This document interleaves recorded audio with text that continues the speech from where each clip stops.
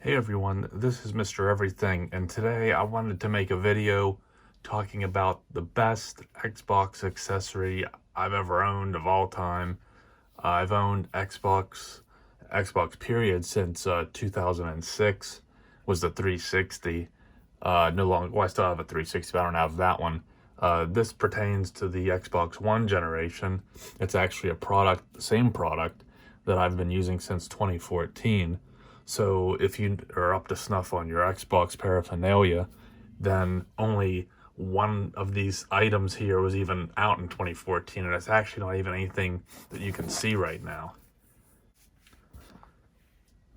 So it actually comes down to the Elite controller, which is my preferred controller, but it's not even this. I flip it over.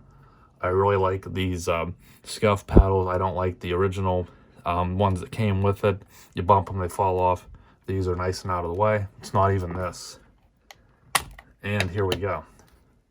It's the original Xbox One Play and Charge Kit. I've used this since 2014, so what, over 7 years now. Still holds a charge, still holds almost, from what I can tell, the full charge. That's like completely unheard of. Speaking of, as I said, gaming with the 360, I had the official Microsoft Play and Charge Kit for the 360. But remember, that battery pack was vertical, and you had that little base that charged with a proprietary port, and it lit up. That one lasted, I don't know, maybe 1, maybe 2 years. And by the end, it was like most batteries when they're shot. You plug it in, fully charge it, unplug it, it works for 30 seconds, a minute, dead again. This has never happened with this one. This is the original one. So one thing I would like to show, this is the specific one I'm talking about. I think I still have this box, but there's really nothing to it to show. Why bother digging it out when it was this graphic? I don't think this one's sold anymore. I'm sure you could find new old stock on eBay.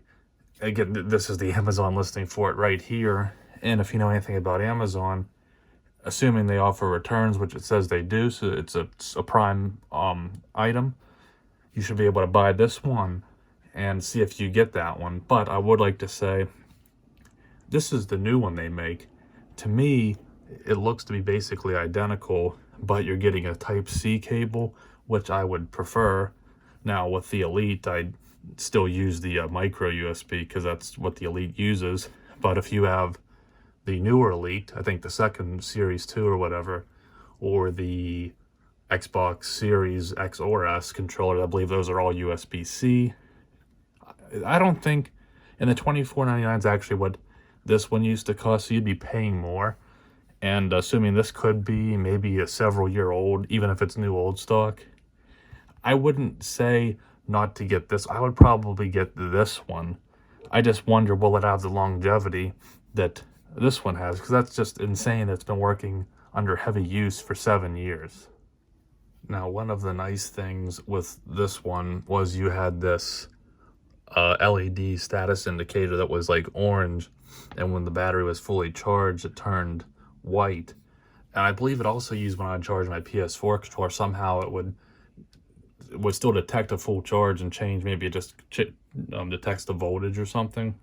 But this wire was always like the shielding, that rubber coating was always like really thin and poorly done, so it was like bent and just stretched and twisted in a few spots.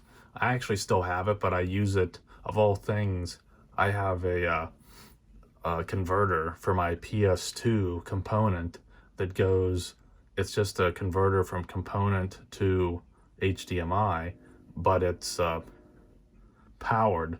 And I use, instead of hooking it to my TV or having an adapter, I run it to the PS2 USB port, and it actually power off that.